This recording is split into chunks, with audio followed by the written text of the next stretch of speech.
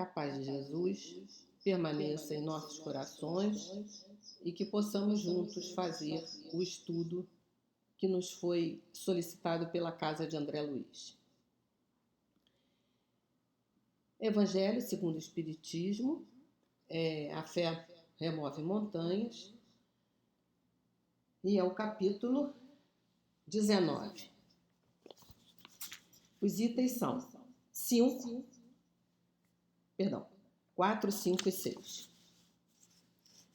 Nós consultamos o dicionário de filosofia espírita de Palhano Júnior e fomos no verbete fé, em que diz o seguinte: etimologicamente, fé significa crença religiosa, conjunto de dogmas e doutrinas que constituem um culto, como a fé católica, a fé muçulmana, por exemplo. Considerada a primeira virtude teologal, que é a adesão e anuência pessoal a Deus, seus desígnios e manifestações. Crença, confiança. Fé é a capacidade de sintonia com a mente divina. O Espiritismo preconiza a fé raciocinada, ou seja, não é a fé cega, é a fé que você questiona, né? Fé inabalável só é a que pode encarar de frente a razão em todas as épocas da humanidade. Kardec, Allan Kardec, Evangelho segundo o Espiritismo, capítulo 19. Embora a fé não encontre definição precisa nos dicionários, ela é a força que surge na própria alma, como uma certeza instintiva na providência e sabedoria de Deus.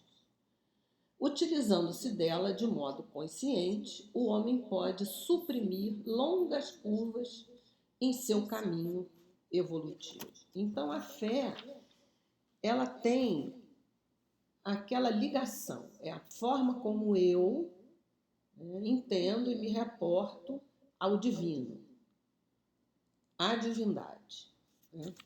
Que forma é essa minha ligação? Como eu estabeleço essa minha comunicação com ele, com o divino? De que forma eu vou sedimentando?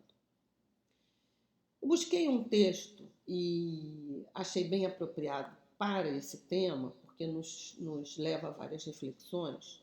Um texto baseado em André Luiz e em Emmanuel, em que eles colocam, através de seus livros e suas mensagens, os seus posicionamentos e exemplos em relação à fé.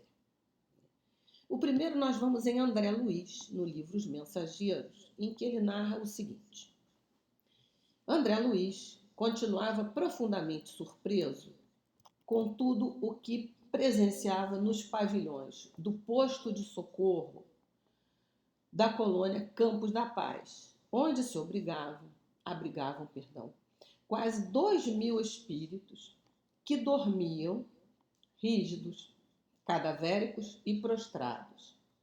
Diversos servidores dedicados atendiam às orientações de Alfredo e Ismália, providenciando recursos aos irmãos menos felizes de acordo com as suas necessidades. Alimentação líquida, medicamentos, água fluidificada, passes e, em alguns casos, até o sopro curador. Então, esse era o cenário que tinha naquele momento que André Luiz estava presenciando na colônia Campos da Paz. Vamos dizer, essa enfermaria, com esses quase 2.000 espíritos nessa condição espiritual. Então, Alfredo explica o que acontece com esses espíritos. Dormem porque estão magnetizados pelas próprias concepções negativistas, ou seja, eles estão assim em função do que eles pensam, ou seja, do que o espírito deles elabora como vivência. Então, nesse momento, eles se transportam a esse estado, né? Estado cadavérico, estado de prostração. Então, eles precisam de receber tratamento para que eles possam se recuperar. Mas o que acontece? Então, eles permanecem paralíticos porque preferiram a rigidez ao entendimento. Ou seja, não havia espaço para o raciocínio em função, tá, dos conceitos que eles recebiam em relação que eles tinham à divindade. Não questionavam. E, ao se tornarem herméticos nesses conceitos, eles transportam, quando eles desencarnam, esse mesmo tipo, né, de pensamento e de atitude. Mas dia virá em que deverão levantar-se e pagar os débitos contraídos. Então, eles vão se recuperar e vão ter que o quê? Ir atrás das pendências que eles deixaram sem concluir. Né? Eles ficam estagnados.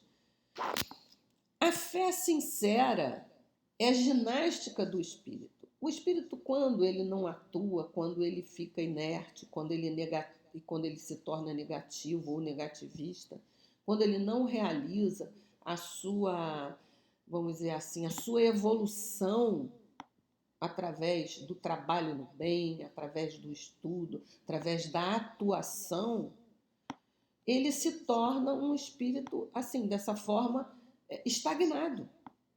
Né? Então, essa fé ela é algo dinâmico, é algo que te coloca sempre na dianteira dos acontecimentos do espírito. Quem não a exercitar de algum modo na Terra, preferindo deliberadamente a negação injustificável, encontrar-se-á mais tarde sem movimento. Ou seja, é igual ao meu corpo. Se eu não realizo exercício, se eu não me movimento, o que acontece? Eu fico cada vez mais atrofiada. Né? Então, eu atrofio meus sentimentos. Atrofiando esses sentimentos e essa minha atuação, quem vai, isso onde mais vai se refletir, é no espírito. Então, a fé ela é algo dinâmico. Né? A minha relação com a divindade ela é algo que eu tenho que estar sempre promovendo. Semelhantes criaturas necessitam de sono, profundo repouso, até que despertem para o exame das responsabilidades que a vida traduz. Quer dizer, elas precisam ficar no repouso, precisam de um tratamento, e depois, quando elas despertarem, elas entenderem a sua condição e poderem sair o quê? No resgate das suas responsabilidades, das suas atribuições. Pela explicação do benfeitor, nós percebemos o quanto a fé é importante no nosso desenvolvimento espiritual.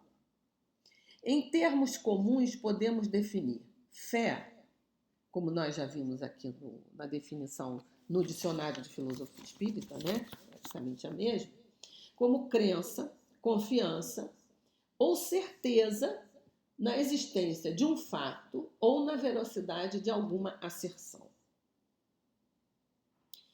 No que tange ao campo religioso, o homem foi alimentado ao longo dos séculos por uma fé cega, ou seja, por uma crença imposta pela força ou por preceitos.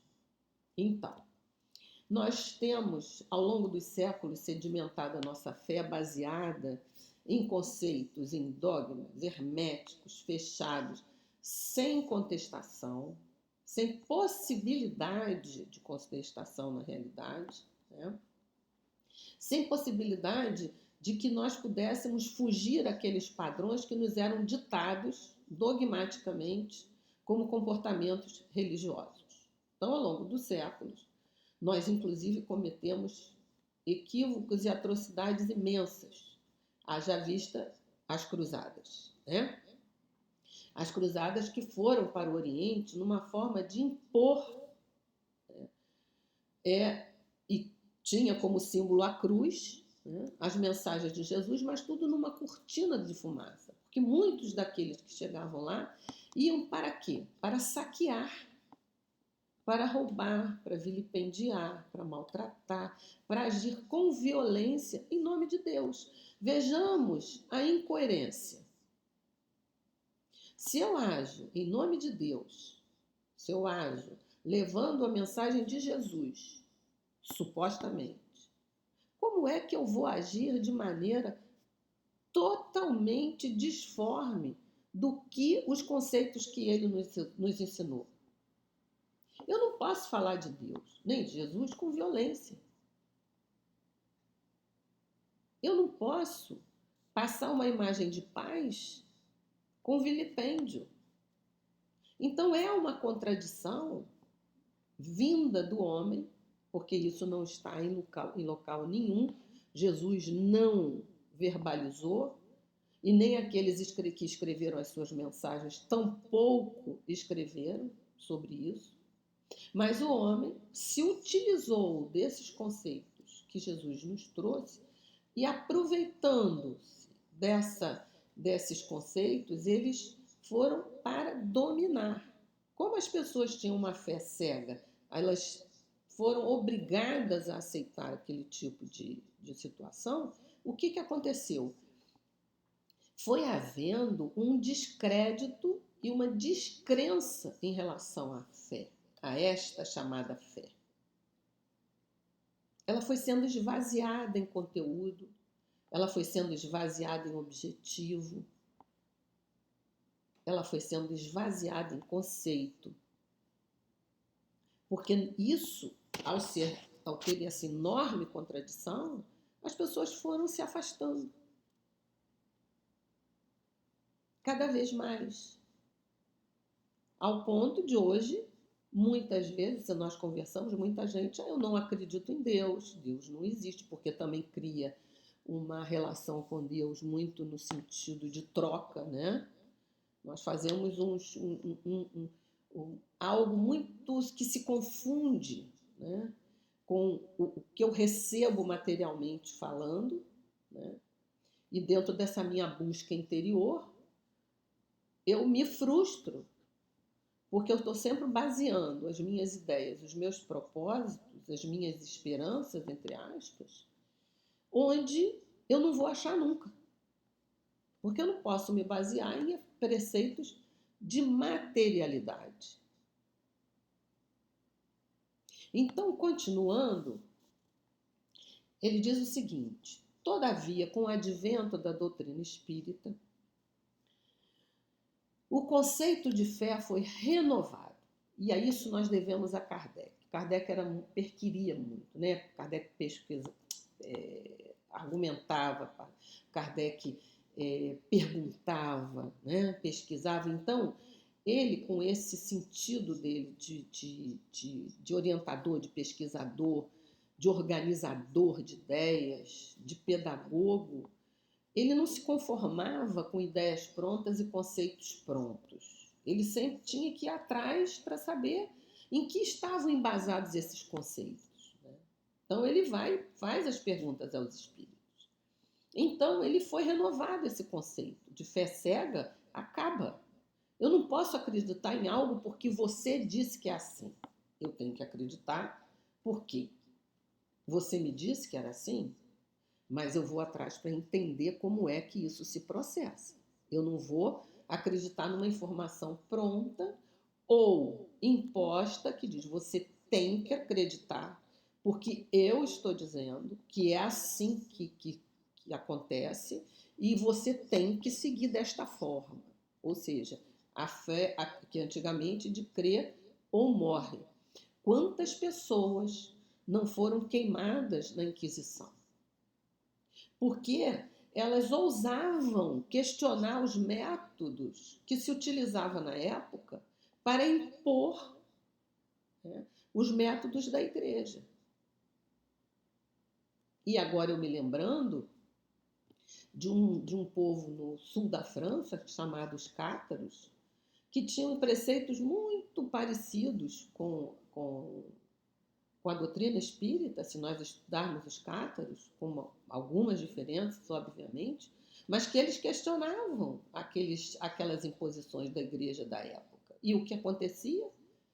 Eles eram levados à fogueira, ao ponto de um povo inteiro ter sido colocado num castelo, chamado Castelo de Montségur, trancados ali, e jogaram o óleo, enfim, e azeite para que eles se queimassem ali. E os inquisidores, que utilizavam os seus métodos extremamente cruéis em relação a essas pessoas e a outras pessoas que simplesmente se recusassem a seguir o que eles achavam ou que para eles era, nem digo cômodo, era uma forma de dominar as criaturas pelo medo. Então, essa fé cega, eles não podiam. Mais tarde, isso veio a dar origem a quê? A reforma protestante na igreja. Porque quando Lutero se revolta e não aceita aqueles preceitos que a igreja tradicional colocava, questionando a forma como a mensagem de Jesus Cristo era levada aos fiéis, o que acontece? Ele realiza, ele faz as suas postulações, mais tarde criando uma outra vertente, de uma crença, entre aspas, mas é uma dissidência. E muito antes, Ian Hus,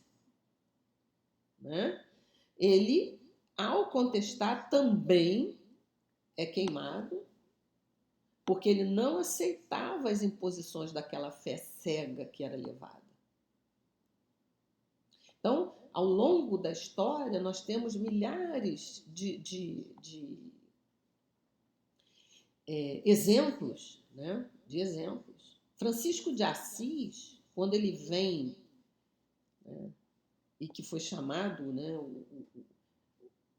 a luz da Idade Média, quando ele vem com aquelas ideias totalmente deturpadas da mensagem do Cristo, e que ele, com aquela paz que ele tem, ele dá como que uma refrescada, entre aspas, para que as pessoas tivessem um refrigério nos seus questionamentos morais, interiores, de querer se transformar. E ele chega trazendo de volta, como um resgate, a mensagem do Cristo.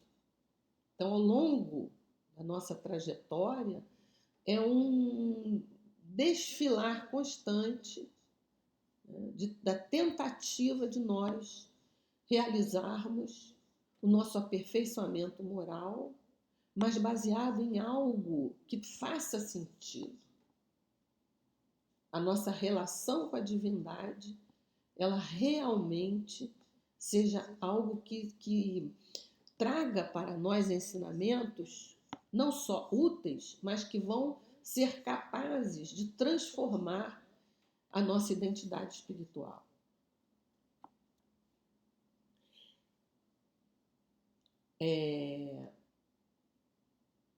A fé raciocinada, por se apoiar nos fatos e na lógica, nenhuma obscuridade deixa. A criatura, então, crê porque tem certeza. E ninguém tem certeza senão porque compreendeu. Eu não posso ter certeza de algo que eu não compreendi. Certo? Então, é a lógica. Isso faz parte da lógica. Eu não vou crer simplesmente porque alguém disse para mim que eu deveria crer. Eu vou crer porque eu li, porque eu compreendi, ou porque eu assisti, ou porque, enfim, eu experimentei. Isso me trouxe uma experiência verdadeira. Então, sim, eu posso seguir dentro desse caminho. Eis porque não se dobra. Se eu tenho certeza, se é algo que eu tenho lógica, que eu fui pelo caminho da razão, eu não tenho por que me desviar desse caminho. Fé inabalável, ou seja, com essa certeza, eu estou seguindo porque aqui eu sei que esse caminho é aquele que vai me trazer realmente o meu progresso espiritual, né? Que normas, entre aspas, ou que caminhos são esses. Então, essa fé só pode ser inabalável quando tenho essa certeza. E eu posso encarar a razão frente a frente, em todas as épocas da humanidade. Por quê? Como ela se baseia nas leis divinas, elas são atemporais. Então, a humanidade vai continuar progredindo, essas leis continuam presentes e é por aí que nós temos que nos guiar. Então, à medida que eu sei que a razão, vamos nas leis de causa e efeito, eu não sofro porque eu sou uma criatura pobrezinha, coitadinha e que sou esquecida de Deus, né? Muitas vezes as pessoas encaram dessa forma. Eu estou sofrendo porque eu estou colhendo algo que eu manejei de forma equivocada. A forma como eu vou colher vai depender também até da misericórdia divina em que eu possa ir aos poucos superando as minhas dificuldades e o meu sofrimento ser, inclusive, como se fosse um crédito sendo parcelado. Mas, na realidade, a lei de causa e efeito funciona dessa maneira. Não é a punição gratuita. É o aprendizado frequente, né? Então, assim ele continua. O homem ficava livre da submissão a uma teologia tirana e obsoleta, do crê ou morre, né? Se eu não seguir o que a igreja tradicional está me dizendo, eu vou para a fogueira. Era assim que funcionava na época da Idade Média. E depois foram sendo postas outras sanções. Enfim, a Inquisição, ela durou muito tempo. E ela fez com que as pessoas criassem muito medo, muita revolta e se afastassem, inclusive. Ou se procurassem a religião de uma forma geral, elas iam muito mais de uma forma acuada do que realmente da fé genuína, né? E segundo Emmanuel, ter fé é guardar no coração a luminosa certeza em Deus. Ou seja, é quando eu sei que Deus está presente e que eu o encontro em qualquer momento da minha existência. Não é preciso um lugar, não é preciso uma hora, não é preciso nada. Ele está ali dentro de mim. As suas leis íncitas estão dentro de mim. E o meu coração, como ele diz, ele tem uma certeza luminosa. Eu me sinto confortável, eu me sinto apoiado, eu me sinto seguro, mesmo em situação de sofrimento. Porque o nosso planeta, por ser de expiação e provas, não nos permite ser diferente esse tipo de situação. O fato de eu ter uma enfermidade não quer dizer que eu seja um enfermo frequente. Eu posso estar passando por aquela dificuldade como uma prova de entender, sempre ligado a Deus, de que isso será superado em algum momento. Eu tenho essa certeza. Eu não me desespero, eu não me frustro, eu não maldigo. Porque quando eu tenho essa certeza e essa fé que me ilumina, que eu tenho a noção exata do que o sofrimento é uma consequência, é um efeito, né? Eu tenho condições de fazer a reparação. Eu tenho condições de, mais tarde, eu ser uma pessoa, eu ser um ser diferente, né? Então, essa certeza ultrapassa o âmbito da crença. Eu não creio simplesmente, eu sei. Aquilo existe, algo que para mim é muito claro, aquilo é muito presente, né? Então, o coração repousa numa energia constante e realização divina da personalidade. Então, o que acontece? Quando eu tenho Deus presente, a minha personalidade começa a extravasar a presença divina. Eu já começo a ser reconhecido, não porque eu queira este reconhecimento por parte das pessoas, mas eu passo a ser um reflexo de que aquela presença divina, ela está levando Deus também, não só a mim, mas às outras criaturas.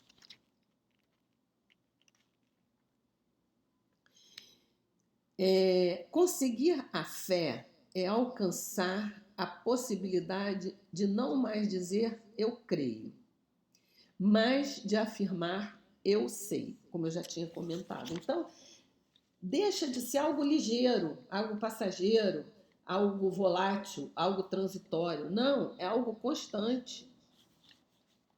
Eu sigo este caminho não porque eu acho que é, porque eu creio que é esse caminho que eu tenho que seguir. Não, eu sigo este caminho porque eu sei que ele é verdadeiro. E por que eu sei que ele é verdadeiro? Porque ele está embasado na lei divina.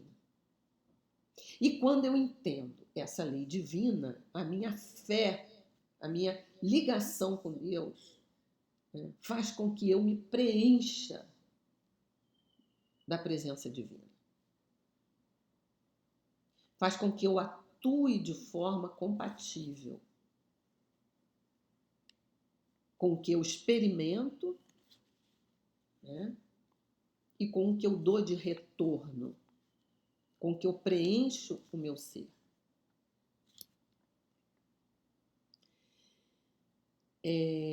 Essa fé não pode estagnar em nenhuma circunstância da vida. Como eu já havia dito, fé é dinâmica, ela não é estática. Ela é baseada e embasada no trabalho constante, no bem, igual à atuação na lei divina. Então diz o seguinte: intensificando a amplitude da sua iluminação, porque quanto mais eu trabalho no bem, mais eu me ilumino, entre aspas, ou seja, mais eu me encho dessa capacidade divina. Mas nunca com o sentido de troca. Ah, se eu trabalhar no bem, eu vou ganhar isso, assim, assim, eu vou me beneficiar, eu vou... Não. É uma conclusão que o espírito, porque na realidade a conclusão é do espírito, de que trabalhar no bem é a nossa destinação. Não é algo momentâneo, é algo constante. Então, continua.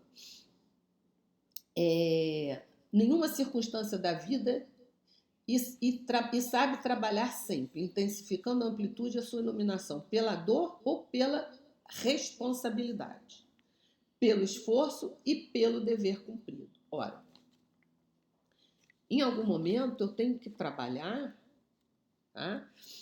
Eu tenho que fazer o meu caminho pelo esforço e pela responsabilidade que eu tenho de estar aqui.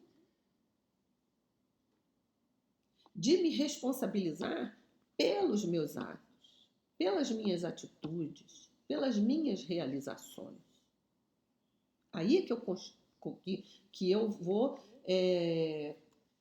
fazendo o meu caminho e a minha estrutura espiritual. Traduzindo, a certeza na assistência de Deus, ela exprime a confiança que sabe enfrentar todas as lutas e problemas. Eu posso ter todos os problemas, como eu disse antes. Eu posso estar enferma, mas eu não posso não ser uma enferma. É algo, vamos dizer assim, transitório. Porque com a certeza que eu tenho de ter Deus junto a mim e estar sedimentando todas as minhas realizações, isso é uma circunstância que pode ser passageiro ou não, mas de qualquer forma faz parte do meu caminho. E a maneira como eu vou administrando essas minhas dificuldades, com a fé que eu tenho, que é tudo resultado de algo não gratuito, que tem uma causa, eu raciocinando nessas causas, o meu efeito vai ser muito mais suportável de enfrentar e iluminado pela presença de Deus. Eu não vou estar jogada na vida, eu não vou estar desesperançada, eu não vou estar frustrada, eu não vou estar agressiva. Né? Eu vou estar certa de que eu estou acompanhada. E quem é o representante, quem representa essa luz divina? Quando nós estamos numa casa espírita, ou mesmo agora que nós não estamos fisicamente na casa espírita, mas nos estudos que nós realizamos, que a tecnologia nos proporcionou, as músicas que nós temos, que nós ouvimos habitualmente, as palestras que são disponibilizadas para nós, os cursos que a gente faz, como se diz, online. Tudo que se trata de positivo é presença divina. Tudo que se traz para nós, em termos de que você não só possa absorver, mas distribuir, isso é presença divina. Os mentores na casa espírita, que não estão lá só, mas que, vamos dizer, eles se estendem através dos seus pensamentos, das suas atuações, para todos nós. Quando nós chegamos a essa conclusão, nós saímos daquela nossa casquinha de individualidade e queremos distribuir e passar esse nosso bem-estar, essa nossa certeza, não como forma de imposição, mas como forma de repartir aquela felicidade que a gente sente apesar do sofrimento. Essa fé raciocinada nos traz isso. Não é o não sofrer, não é o não ter dificuldades, não é o não ter problemas. É, apesar do sofrimento, apesar da dificuldade, apesar do problema, que eu saber que eu não estou desamparada. Nunca estive e nunca estarei. Porque eu sei, né, que eu tenho e que eu sinto a presença de Deus comigo e que me ajuda nesses momentos difíceis para que eu possa superar essas dificuldades da forma menos traumática possível. E aí ele continua.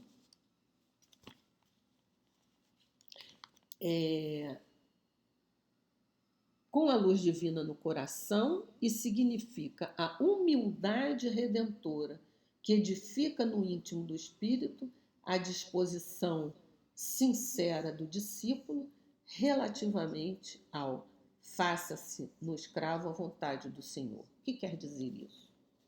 Quando nós nos humildamos, diferente de humilhar, é de humildar. Quando nós dizemos, seja feita a vontade do Senhor, que por algum motivo ela existe, ela está presente, nós já entendemos a nossa situação de servos desse Senhor.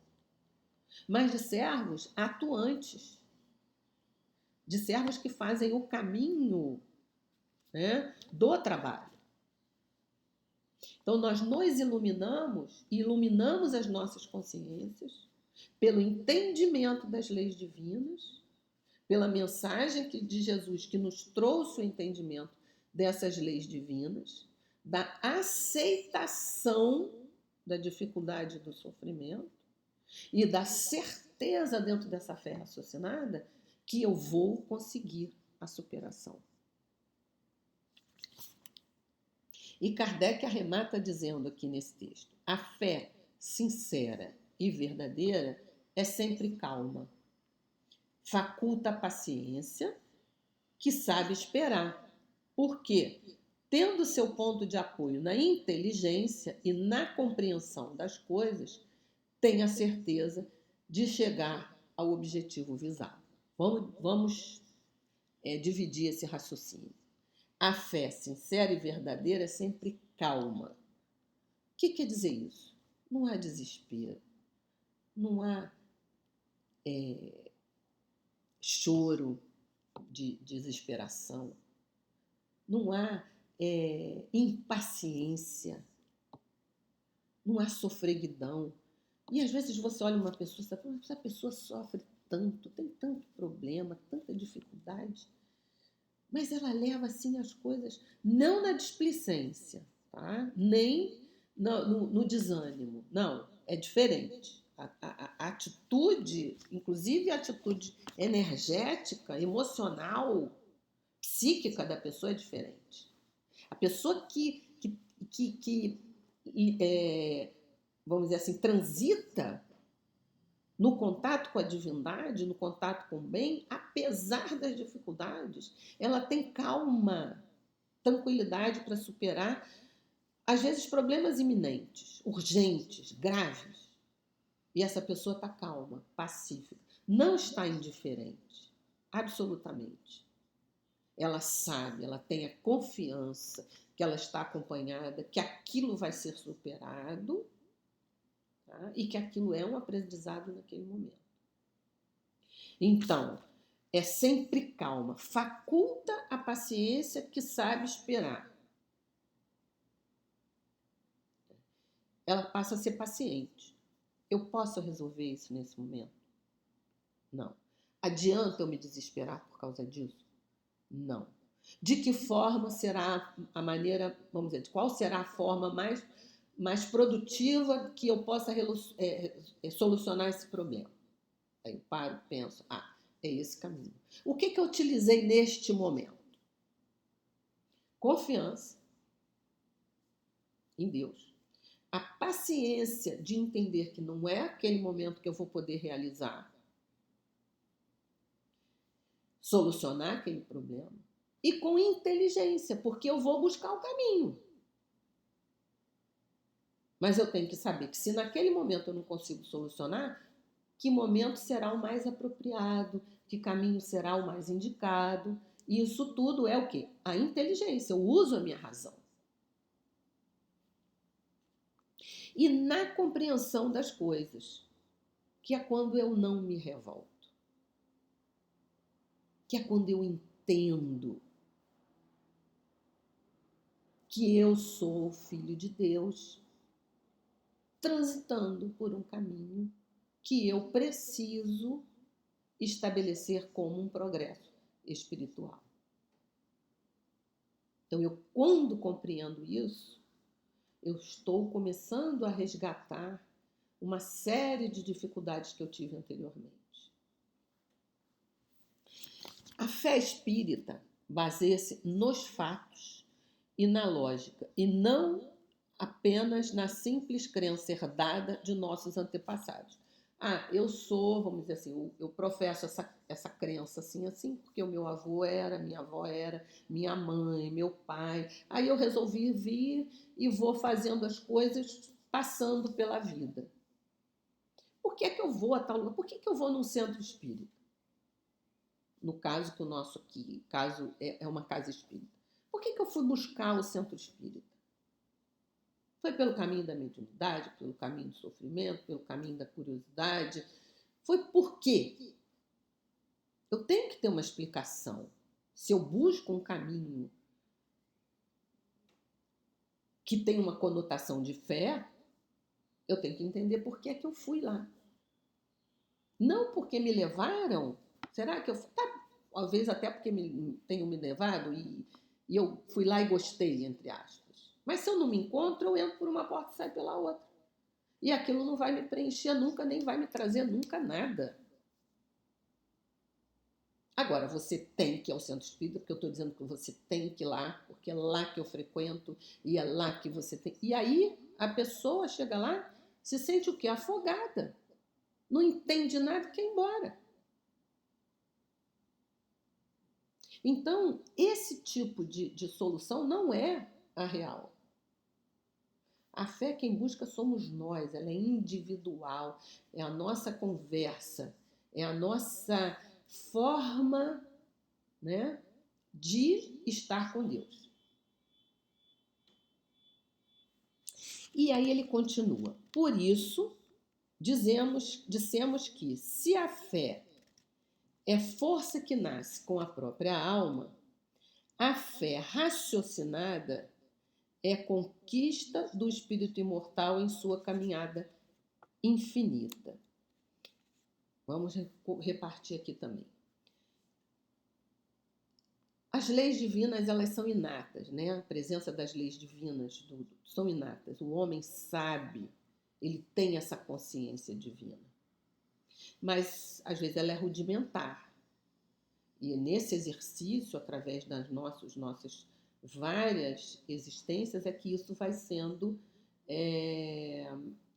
composto, vai se delineando. Então, se nós começamos com essa consciência, nós temos essa consciência, mas ela precisa de estar desperta, e isso é feito através do tempo, são conquistas que o espírito vai fazendo. Eu tenho essa consciência, mas ela precisa estar despertada, ela precisa até ela ficar desperta. Então, eu vou aos poucos realizando tarefas e existências em que eu vou desenvolvendo essa consciência, ela está ali presente, mas a fé raciocinada, ela é conquista do espírito mortal na sua caminhada de infinito. O que é isso? À medida em que o homem vai alcançando a inteligência, né, ele vai questionando as noções que chegam até ele em relação à divindade. De que forma eu tenho que estar junto a ela, junto dela, ou que ela me preencha. Eu só posso fazer isso pensando, raciocinando.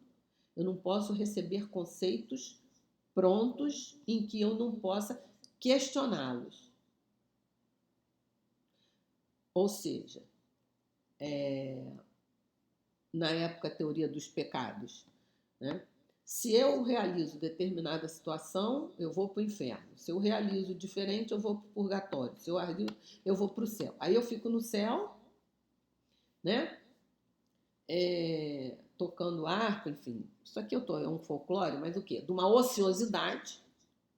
Um purgatório, que é uma imagem que foi construída pelo homem. Isso nunca foi falado em nenhum texto religioso. E no inferno, que eu tenho uma condenação perpétua. Aí eu digo, eu já errei. Já vou para o inferno. Por que eu vou me melhorar?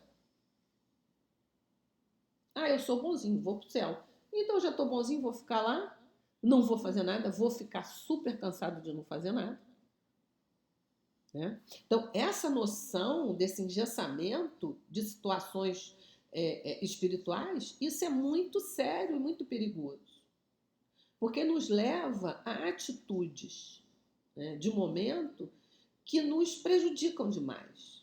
Podem nos levar, inclusive, a um suicídio. Podem nos levar a estados depressivos. Podem nos levar à agressividade. Porque se eu vou contestar, eu não tenho remédio. Eu não tenho forma de consertar o que eu errei. Eu não tenho como me reabilitar. Por que eu vou querer conversa com Deus? Então, esses conceitos, eles anularam muito, vamos dizer assim, atrasaram muito o nosso desenvolvimento espiritual. Porque com esses conceitos em que nós não estávamos, porque era assim, nós não podíamos argumentar leis e melhor, dogmas que existem. Se você fizer, eram como se fossem fórmulas de bolo. Se você fizer isso, o bolo vai ser de tal, se você fizer aquilo, o bolo vai estar solar. Então, o que acontecia? As pessoas, elas desistiam e elas tinham muito mais a religião como uma válvula de escape, muitas vezes social, né? Porque ali você encontrava todo mundo e tudo, mas você não resolvia suas pendências espirituais, né? E trazia para você, muitas vezes, consciências de culpa enormes. Enormes. As pessoas, às vezes esses dogmas, eles se baseavam, como eles queriam dominação, eles baseavam o quê? Na crença do crê ou morre, e você ficava como um refém dessas teorias. Você não podia contestar. Quando a doutrina espírita chega e diz, não, não é por aí, eu posso me reabilitar, sim. Eu tenho direito de me reabilitar. Eu tenho condições de me reabilitar. Eu sei que eu estou num caminho construtivo e não destrutivo. Em que as circunstâncias que podem ser dolorosas, que podem ser sofridas, mas elas podem, ao longo do tempo, serem modificadas, serem diferentes. Então eu sedimento a minha fé em algo que eu sei que é o progresso. Que o meu espírito, né, ele vai sim conseguir um refrigério mais tarde. Ela é uma conquista do espírito, essa fé raciocinada. À medida em que eu vou desenvolvendo a minha inteligência, eu vou entendendo os desígnios de Deus, vou, ao entendê-los, incorporando a minha forma de agir, e à medida em que esses desígnios e eu coloco a minha forma de agir, eu tendo Deus junto a mim, né? Além de eu estar evoluindo, eu vou também estar transitando em relação às outras pessoas dessa maneira. Quantas pessoas dentro da doutrina espírita e isso a gente às vezes vê e comenta muito, você olha determinadas pessoas e isso não precisa ser dentro da casa espírita, obviamente, eu estou querendo me referir às vezes assim, você vê umas pessoas com umas atitudes diferentes, tranquilas, serenas, né? mais no sentido da serenidade. E aí você vai buscar entender aquelas pessoas, por que elas são assim, por que essa personalidade, e na realidade por que é esse interior que extravasa esse tipo de serenidade, o que está acontecendo ali. É que a certeza que elas têm em Deus é tão grande que nada vai abalar e ser diferente do que pode ser em relação à certeza que elas têm. Mas isso foi construído, isso foi sendo feito, realizado ao longo da trajetória delas. Quando elas trazem Deus e extravasam Deus. Se utilizarmos a fé conscientemente, poderemos suprimir longas curvas em nosso caminho e nos livrarmos de inúmeros sofrimentos. Quando nós teimamos em seguir determinadas estruturas e situações e que nós achamos que vamos driblar as leis divinas, o que vai acontecer? Nós vamos atrasar o nosso caminho. Agora, se eu sabendo essas leis, eu atuar, como ele diz aqui, com consciência, né? Uma fé consciente, eu vou ter condições, o quê? De cortar caminho. Eu não vou ficar mais teimando, mais andando em círculos de situações que eu já cansei de andar e vi que não dá certo, mas que eu sou teimosa, insisto, então eu só estou o quê? Atrasando o meu caminho. Então, se eu conscientemente vejo, esse caminho que eu tenho que seguir, porque eu já entendi que a lei funciona dessa forma, então, apesar de que nesse momento eu sou teimosa, apesar de eu não estar querendo seguir, mas eu vou, por inteligência e por consciência, fazer dessa maneira, eu vou o quê? Eu vou suprimir, como ele diz aqui, as curvas no nosso caminho. Eu vou andar no reto. Eu não vou ficar dando volta.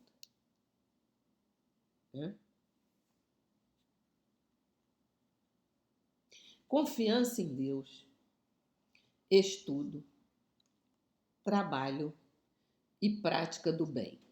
Eis a receita para superarmos dificuldades e vencermos os desafios que a vida nos apresentará sem esmorecer.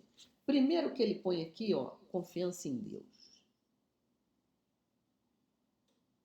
Mas qual é a minha relação com Deus? Por que é que eu sei que Ele existe? Como é que eu sei que Ele está dentro de mim? Como é que eu sinto Deus? De que forma eu enxergo Deus? Primeira pergunta do Livro dos Espíritos: o que é Deus? Ele não botou quem é Deus. Ele botou o que é Deus. Que energia poderosa, onipresente, onisciente, inteligência suprema. Quando eu chego a essa conclusão e que eu identifico em tudo que Ele está, essa presença, e que eu crio confiança exatamente porque eu sei que eu sou filho de Deus, já é uma parte da receita. Aí ele diz o seguinte: estudo. O estudo, principalmente a doutrina espírita, ela enfatiza muito isso. Quantos livros nós temos, quantas mensagens, quantos vídeos, DVDs, enfim, palestras e agora a internet. Obviamente que o estudo correto, né? O estudo principalmente embasado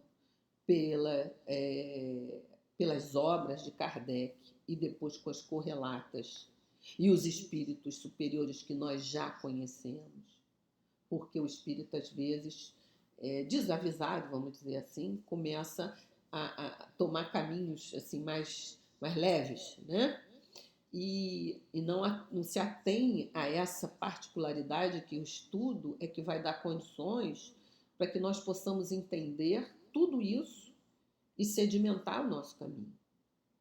Sem estudo, nós não conseguimos esse entendimento. Trabalho, trabalho, trabalho, trabalho. Trabalho no bem. Qualquer forma de trabalho no bem. Sempre estarmos atuantes. Ah, mas na pandemia eu não posso ir a lugar nenhum, não posso sair, não posso... tem a contaminação e eu não posso... Enfim, às vezes as pessoas nem saem para trabalhar mais, enfim, trabalham... Mas como é que eu vou trabalhar? Eu não posso ir na casa espírita, eu não posso... Tem meios de se trabalhar. Tem meios de se trabalhar e muito. Até mesmo pela internet, né?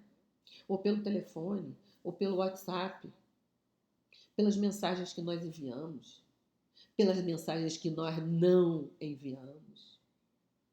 Porque quanta bobagem a gente recebe. Quando nós estamos passando essas bobagens adiante, nós estamos fazendo um desserviço.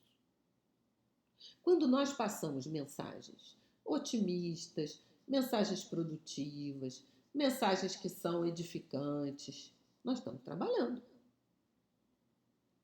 Então, quando nós paramos uma mensagem que não é útil no nosso WhatsApp e apagamos, nós estamos trabalhando no bem. Quando alguém nos telefona e que está com problemas e com dificuldades, está em desespero, está frustrado, está com medo, passando por situações às vezes inimagináveis, pessoas que desencarnam com essa pandemia e que as pessoas nos procuram. Uma palavra de alento, um ouvido que a gente silencia as palavras. Quando nós fazemos alguma doação para alguma pessoa que está com alguma necessidade, que às vezes nem é uma necessidade material, mas é uma doação de participação vibratória, inclusive. Tudo isso é trabalho. Trabalho é dinâmico.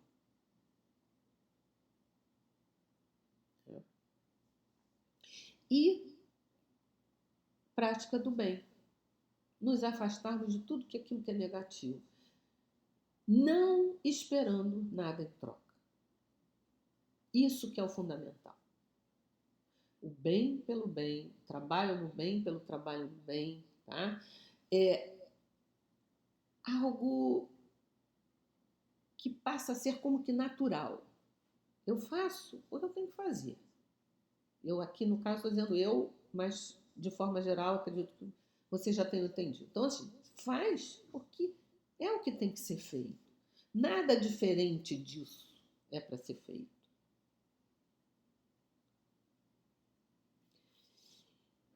E para... ele ainda... Deixa eu ver se eu tenho um tempinho.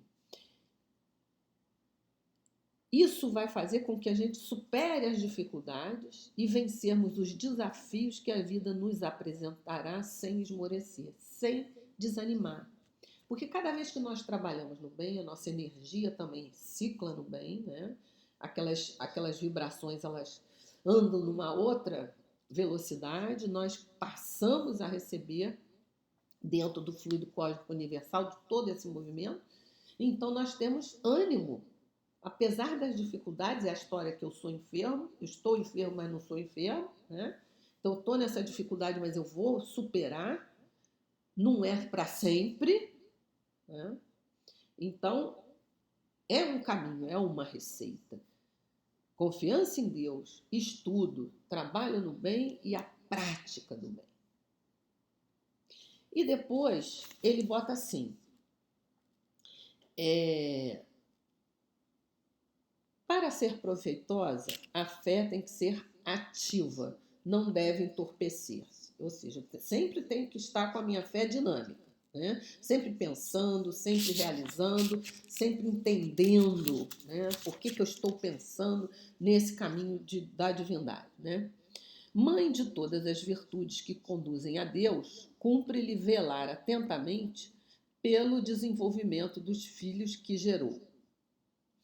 A esperança e a caridade são corolários da fé e formam com esta uma trindade inseparável. Porque quando você tem a fé, você cria esperança. Ao criar esperança, você também se disponibiliza a fazer a caridade, a estender a mão, a sair daqui para adiante, né? Você exterioriza, porque a sua fé ela é tão transbordante que você passa a querer repartir.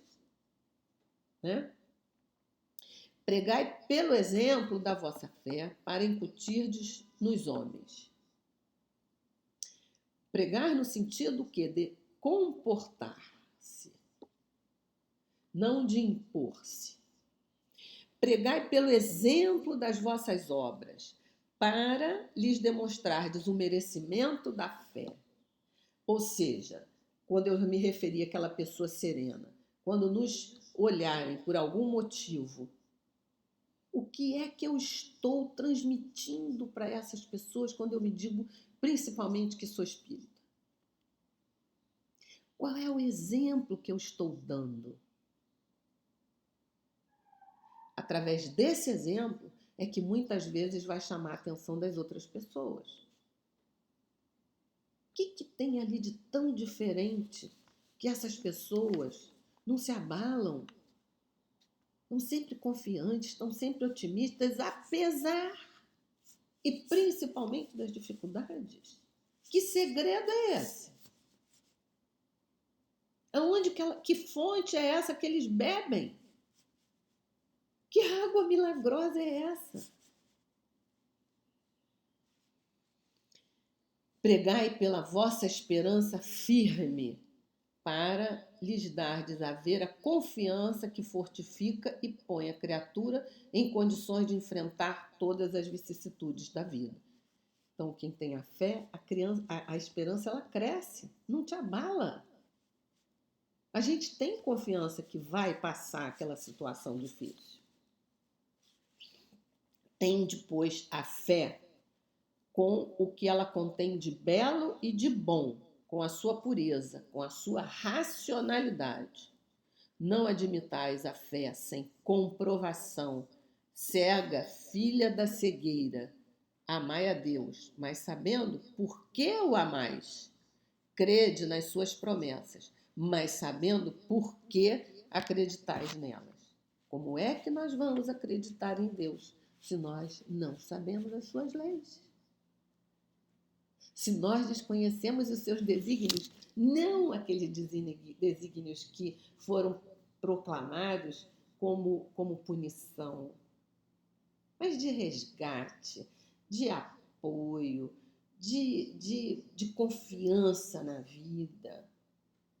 Os seus preceitos que são vida, que são fé, que são paz, que são amor, que são misericórdia. Então, essa é a fé que nós precisamos cultivar. Entender por que nós temos Deus dentro de nós.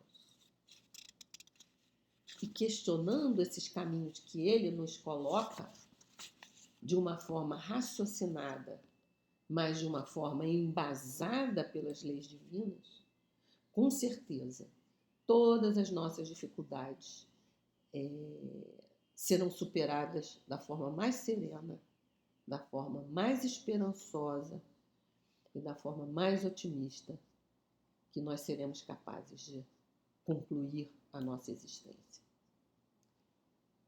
Que Deus, então, possa estar entre nós, que Jesus nos abençoe e que todos nós fiquemos em paz.